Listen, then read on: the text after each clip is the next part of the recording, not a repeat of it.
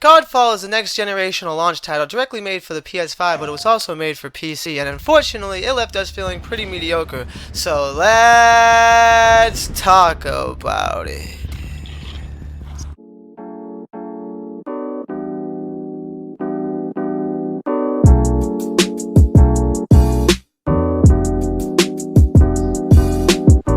You start off with a typical betrayal story between brothers. One is the greater good per se, and the other is just a defiant, and he's on a power trip. He strikes you down as typical in these backstabbing stories go, and you end up surviving. And now you're out to stop him from collecting these power spears that could turn him into a god, or so he thinks, while you also get your revenge. It's about as tasteless as that, and there isn't any more things explained to you, or it doesn't go more in depth.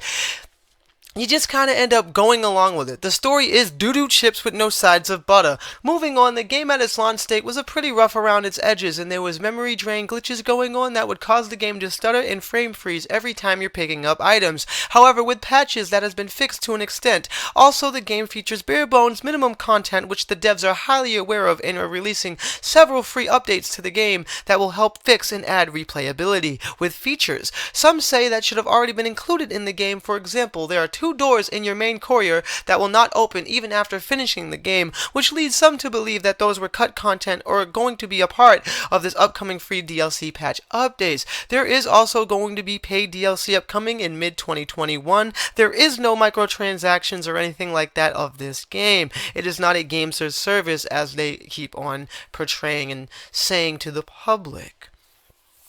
The mid-2021 patch looks to add more things to the game and possibly make it better, quotation marks, but there is still right now, currently, as the game is played, tons of crashing and not too many glitches, but my biggest pet peeve with this game is there is zero matchmaking. If you want to play with friends, you have to have friends who also have a PS5, by the way, which is hard to get, and who's also interested in this game. Or you go to Discord and add random strangers just to play, because there is no cross progression and there's no cross play between PC and PS5. Who the fuck thought that was a great idea? I am actually docking points from that because it's also made by the people that made Borderlands, and they should have known better. With this type of game, there has to be some matchmaking system so everybody could play with crossplay, or even fucking combined it with the PC. There is no PvP going on, it's all PvE, so the crossplay and cross progression shouldn't have mattered, and it doesn't fucking matter. Anyway, they said they might add matchmaking, but I wouldn't hold my breath. The mechanics of this game is where it shines. The combat is fun, fast, and fluid. It does take advantage of the DualSense controller with its haptic feedback. There are 12 different valor plates to choose from, which all give their own strength, weaknesses, and a superpower. There's 5 different weapon classes with 120 unique weapons of each class in total, combined. Not of each.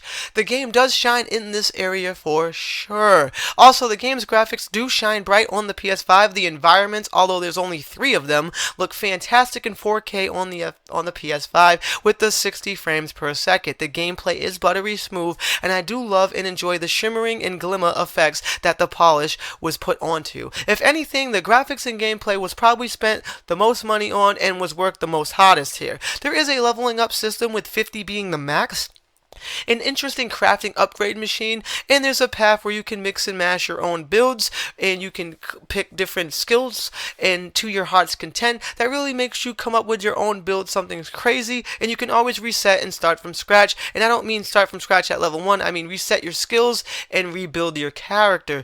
The end game really consists of climbing up towers for various key rewards and legendary items, but other than that, the game is really bare bones mediocre. It kind of loses its grip with its own self, and it just comes out like a really ugly, assy doo-doo that you just like strain yourself being constipated. Anyway, guys, we here at NGI give Godfall 6 Valor plates out of 10. Make sure you stay up to date on all the latest in gaming tech news and reviews. Smash that like, and as always, subscribe.